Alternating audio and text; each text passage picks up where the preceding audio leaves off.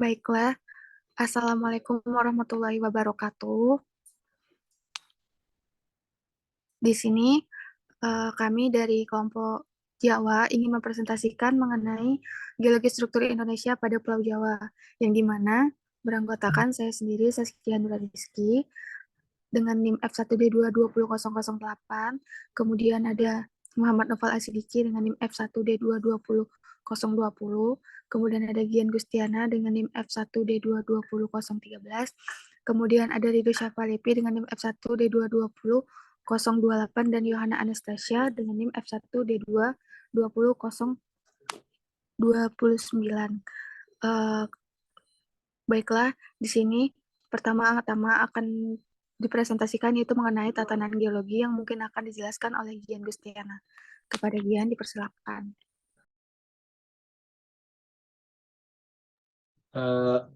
Untuk tatanan geologi, tatanan Pulau Jawa tidak jauh berbeda dengan tatanan Pulau Sumatera. Hal ini disebabkan oleh keduanya yang masih merupakan bagian dari batas tepi lempeng mikrosunda dan juga masih berada dalam sistem yang sama, yaitu sistem interaksi konvergen antara lempeng Indo-Australia dan lempeng Eurasia terhadap lempeng mikrosunda. Yang menjadi perbedaan utama dalam pola interaksinya terletak pada arah mendekatnya lempeng Indo-Australia ke lempeng Sunda. Di Jawa, arah tersebut hadir hampir tegak lurus. Secara fisiografis, pembagian daerah Pulau Jawa meliputi Jawa Barat, sebelah barat dari Cirebon, Jawa Tengah, antara Cirebon Semarang, Jawa Timur, antara Semarang antara Cirebon sampai Semarang, antar Semarang sampai Surabaya, cabang Pulau Jawa Timur, Selat Madura dan Pulau Madura. Daerah Jawa Tengah tersebut terbentuk oleh dua pegunungan, yaitu Pegunungan Serayu Utara yang berbatasan dengan jalur Pegunungan Bogor di sebelah barat, dan Pegunungan Kendeng sebelah timur, serta Pegunungan Serayu Selatan yang merupakan terusan dari Depresi Bandung di Jawa Barat. Kemudian bisa dilanjutkan ke tatanan tektonik yang akan disampaikan oleh Saudari Saskia. Baiklah, untuk tatanan tektonik sendiri akan dipresentasikan oleh Muhammad Noval. Kepada Noval, dipersilakan. Baik, terima kasih sebelumnya. Di sini saya akan menjelaskan tentang tatanan tektonik yang terbentuk sebagai pembentuk pada Pulau Jawa. Secara umum, Pulau Jawa memiliki tiga arah pola umum struktur, yaitu timur laut barat daya yang disebut sebagai pola Meratus, utara selatan yang disebut sebagai pola Sunda, dan timur barat.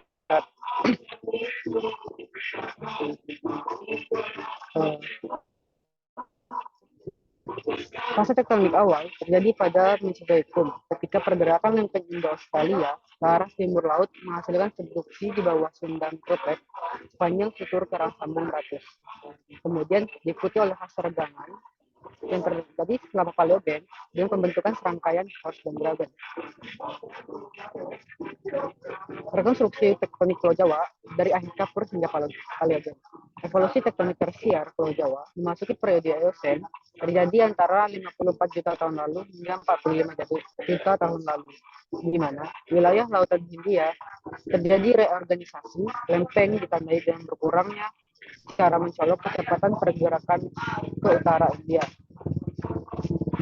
Kemudian rekonstruksi tektonik Pulau Jawa pada Eosen, yaitu pada zaman Eosen disertai oleh pengangkatan terhadap jalur subduksi sehingga di beberapa tempat tidak terjadi pengendapan.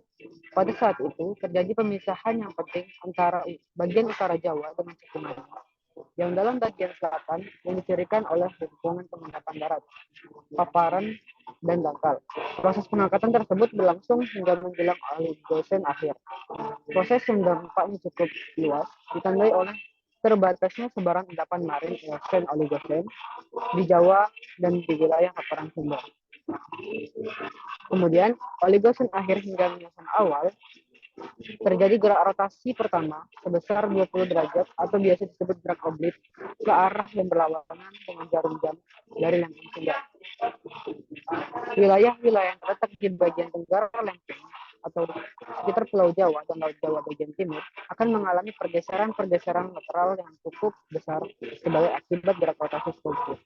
Dari pergerakan-pergerakan pergeseran tersebut, itulah yang menjadi cikal bakal terbentuknya sesar-sesar yang menjadi proses pembentukan pada Pulau Jawa.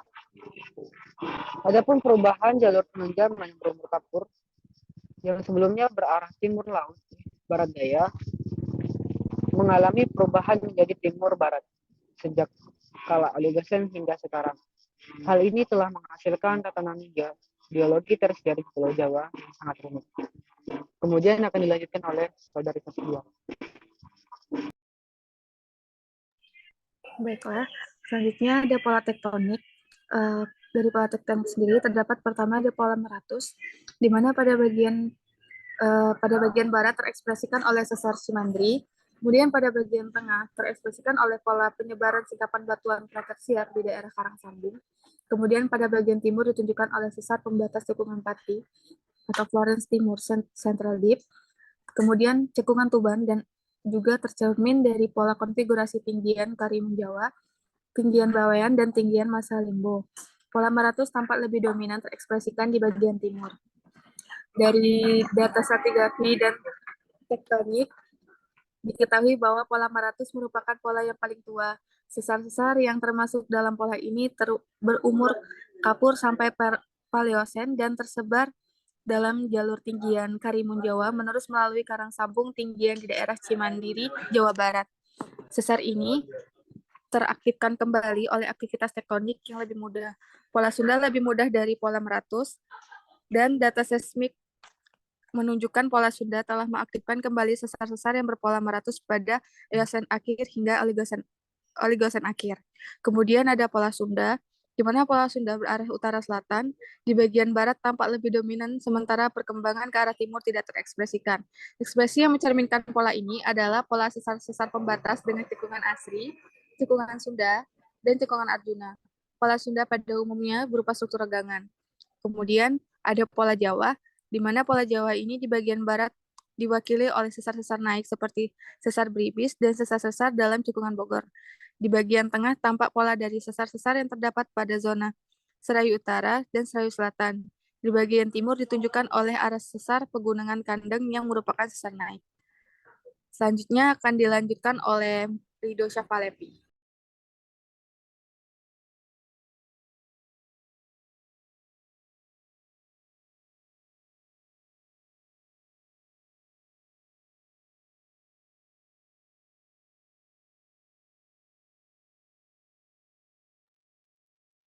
Mungkin akan Baiklah. dilanjutkan oleh saya sendiri. Ya.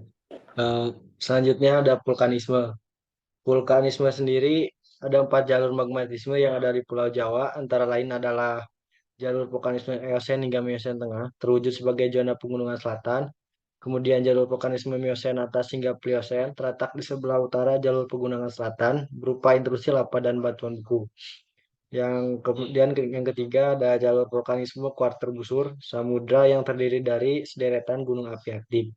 Dan yang terakhir yaitu jalur vulkanisme kuarter busur belakang. Jalur ini ditempati oleh sejumlah gunung api yang berumur kuarter yang terletak di belakang busur vulkanik aktif sekarang. Kemudian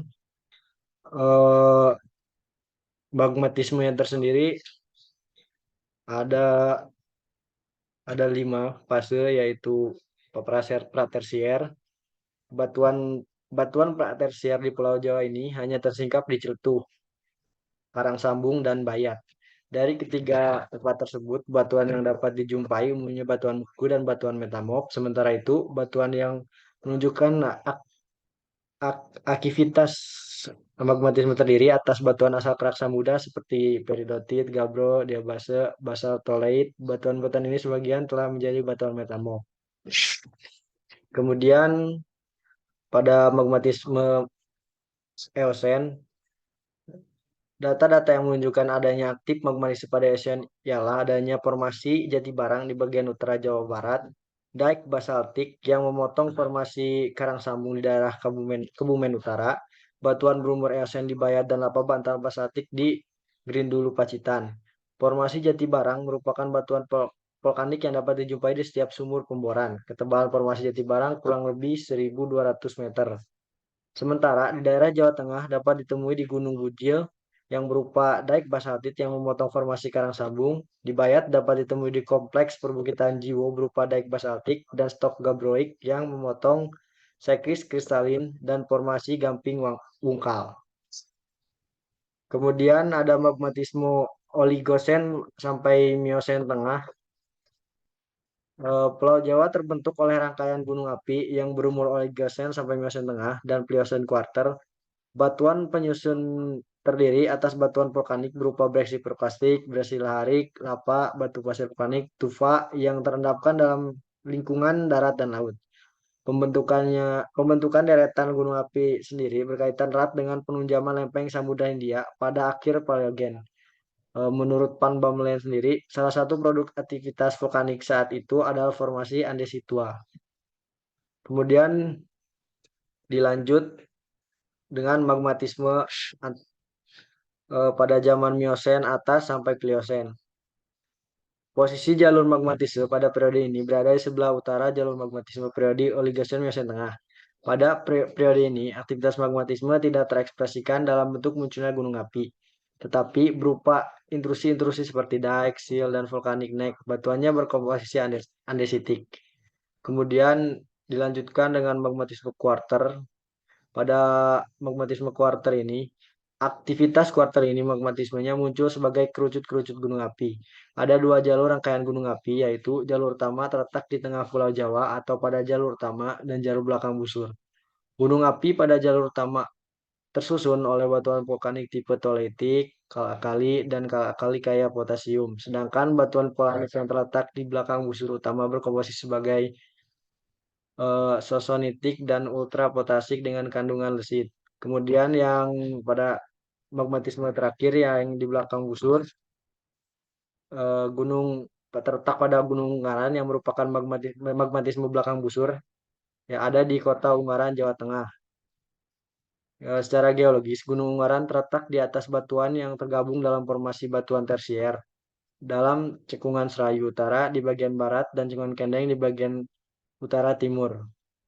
Gunung ini merupakan rangkaian paling utara dari deretan gunung api atau volcanic line main. Komposisi batuan yang terdapat di Gunung Ungaran cukup bervariasi, terdiri dari basal yang mendung olivin, andesit piroksen, andesit hornblende, dan dijumpai juga gabbro. Pada perkembangannya, Gunung Ungaran mengalami dua kali pertumbuhan, mulanya menghasilkan batuan vulkanik tipe basal andesitik pada kala Pleistosen bawah, kemudian dilanjutkan pada kala Pleistosen tengah berubah menjadi cenderung bersifat andesit, yang kemudian roboh dan dimulai pertumbuhan kedua pada kala Pleistosen atas dan Holosen yang menghasilkan gunung Ungaran kedua dan ketiga. Saat ini Gunung Ungaran dalam kondisi dorman.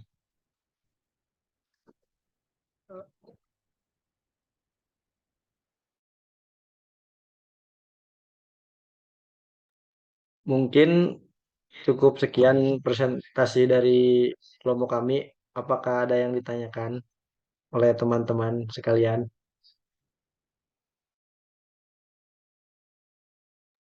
Oke, izin bertanya, moderator. Ya, silahkan. Izin bertanya soal pola tektonik. Itu kan ada 3 tuh. Pola Meratus, pola Sunda, dan pola Jawa. Nah, saya mau bertanya dari pola yang ketiga tersebut, mana yang paling tua, nah, dan apa bukti dan alasannya. Oke, sekian. Terima kasih, moderator. Baik, terima kasih kepada Amar. Mungkin saya akan menjawab dari pertanyaan Amar tersebut. Dari ketiga pola tersebut, pola yang paling tertua yaitu adalah pola Meratus. Dari sini terlihat dari data stratigrafi dan tektonik diketahui bahwa pola Meratus sendiri merupakan pola yang paling tua. Nah, untuk buktinya itu sendiri, yaitu ada pada bagian tengah terekspresikan oleh pola penyebaran singkapan batuan pratersier di daerah karang sambung, di mana yang kita tahu pada umur pratersier sendiri termasuk umur paling tertua. Mungkin dari teman-teman yang lain ada yang bisa menambahkan.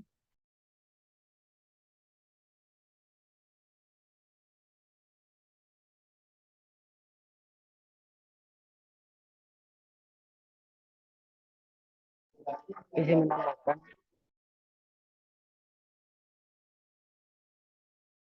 Ya, silahkan, Saudara Naufal. seperti yang dibilang oleh Setia tadi, untuk pola dari tekanan tektonik pada Pulau Jawa yang kedua itu pola meletus, yang dimana terbentuk pada Pratersier, di mana pola meletus ini sendiri merupakan awal dari cikal bakal terbentuknya Pulau Jawa, dengan ditandai dengan subduksi dari Hindia Australia terhadap mikroplat Sunda yang membentuk subduksi pada zona Melam di daerah Karang Sambung. Dan dari daerah Karang Sambung ini, pada bagian Pulau Jawa membentuk bagian terhadap Jawa Timur dan Jawa Barat yang membentuk jejak berupa sutur yang disebut sebagai sutur meletus. Mungkin itu saja pendapat saya. Baik, kepada Saudara Amar, apakah terjawab?